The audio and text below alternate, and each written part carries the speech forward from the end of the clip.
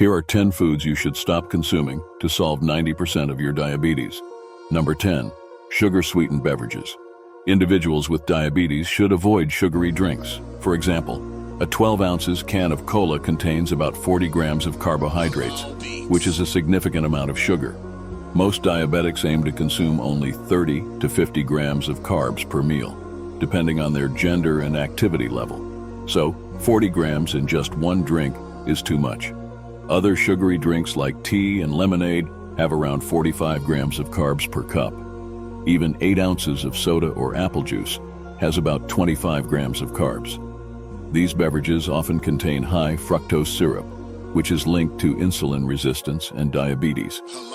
Research shows that drinking sugary beverages not only increases your risk of diabetes, but also raises the chance of developing fatty liver disease. Instead, try drinking water with a slice of lemon. It has just 1 gram of carbs, almost no calories, and is a much healthier choice. Sugary drinks with high fructose content can lead to unwanted belly fat, higher cholesterol, and elevated triglyceride levels. All of these can be very dangerous for your health. Number 9. Snacks. A bad snack choice would be something like pretzels or packaged crackers. Why? Because they have a lot of fast-digesting carbs that can quickly raise your blood sugar levels. Often these snacks are made with refined flour. In reality, the carb content of these snacks may be higher than what's listed on the nutrition label. Studies show that these items often have 10% more carbs than they advertise. So it's better to eat a handful of almonds, some low-carb veggies with a bit of cheese, or something similar when you're hungry between meals. And if possible, try to skip snacks altogether. Number 8. Trans fats. Trans fats are synthetic and very harmful. They're created by adding hydrogen to unsaturated fats, which you'll find in margarine, peanut butter spreads, creamers, and frozen dinners. Baked goods like crackers and muffins often have trans fats too, as manufacturers use them to extend shelf life. Although trans fats don't directly raise blood sugar levels, they are linked to increased inflammation, insulin resistance, belly fat, lower HDL cholesterol, and a higher risk of heart disease and diabetes. So how can you tell if a product contains trans fats? If you see partially hydrogenated listed in the ingredients on the label, it's best to avoid that product. Number 7. White foods, white pasta, white rice, and white bread. These processed foods have a high glycemic index. People with type 1 and type 2 diabetes should avoid these, especially if their blood sugar is already high. This includes bread, bagels, and other refined flour products. Even gluten-free pasta can raise blood sugar levels. Research has shown that people with type 2 diabetes and mental disabilities had lower brain function after eating high-carb foods. So, if you're feeling a bit sluggish after eating white bread, now you know why. These foods are also very low in fiber, which is important for reducing blood sugar spikes. Interestingly, in Italy, they do things differently.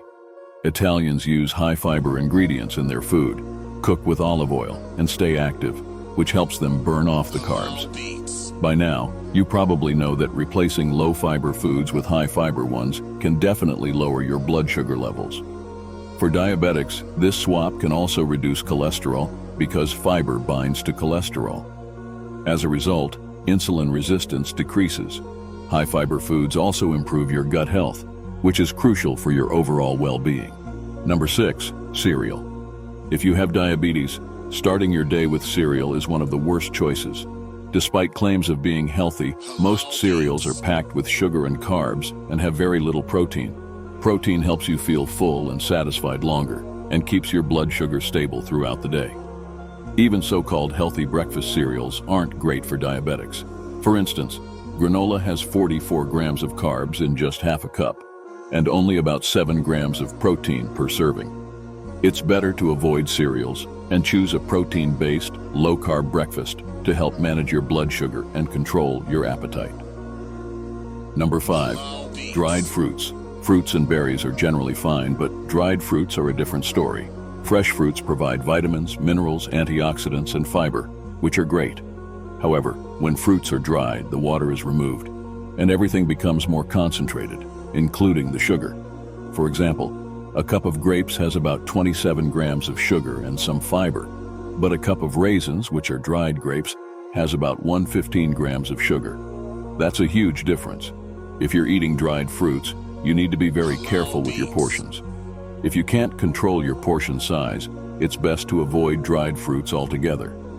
For example, raisins have 4 times as many carbs as fresh grapes. The carb content of other dried fruits is also higher than their fresh counterparts. It's better to stick with fresh fruits.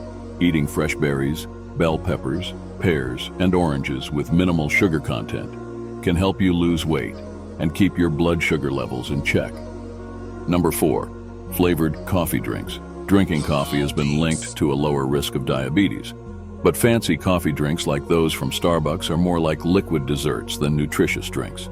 The brain doesn't process liquid calories as well as solid foods, so when you drink calories, you don't compensate by eating less later, which can lead to weight gain.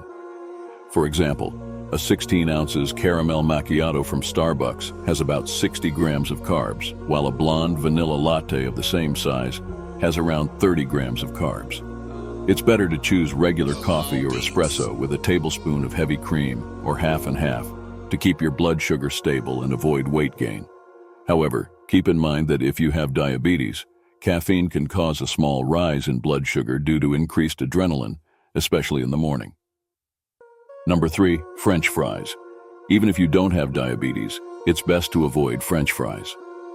Potatoes already have a high carbohydrate content, with a medium potato containing about 35 grams of carbs and only 2.5 grams of fiber. French fries can cause more harm than just raising your blood sugar. Deep frying creates harmful substances called acrylamides and aldehydes, which can cause inflammation in your body. Studies have linked high consumption of fried foods like French fries to heart disease and various cancers. If you don't want to give up potatoes completely, sweet potatoes are a better choice. You can bake them and eat them in moderation. But here's an even better option: parsnips. Mashed parsnips look and taste similar to mashed potatoes but have fewer carbs. Here's a tip for sweet potato lovers: boil them as long as possible to change their chemical structure and prevent blood sugar spikes. Boiled sweet potatoes have a lower glycemic index. For example, when boiled for 30 minutes, sweet potatoes have a glycemic index of around 46. But when boiled for only 8 minutes, the glycemic index is 61. That's a big difference. Number 2, fruit-flavored yogurts. People with diabetes can benefit from yogurt, but it's a different story with fruit-flavored versions. Flavored yogurts are usually made with non-fat or low-fat milk and have a lot of carbs and added sugars. About 60% of the calories in 1 cup of fruit-flavored yogurt come from sugar. Isn't that crazy? I prefer high-fat plain Greek yogurt, and my favorite brand is Phage because it's super creamy. Another thing to watch out for is frozen yogurt. Many people think it's healthier than ice cream, but it can have just as much sugar, if not more. Don't be fooled.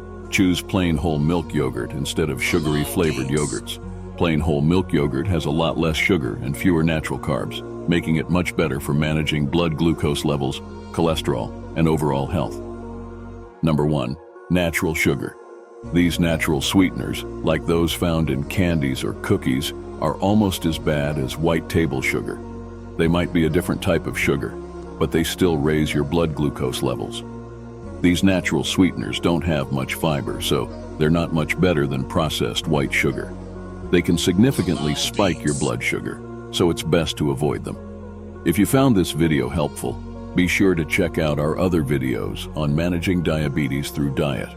Learn about more foods to avoid and discover healthier alternatives that can help you control your blood sugar levels.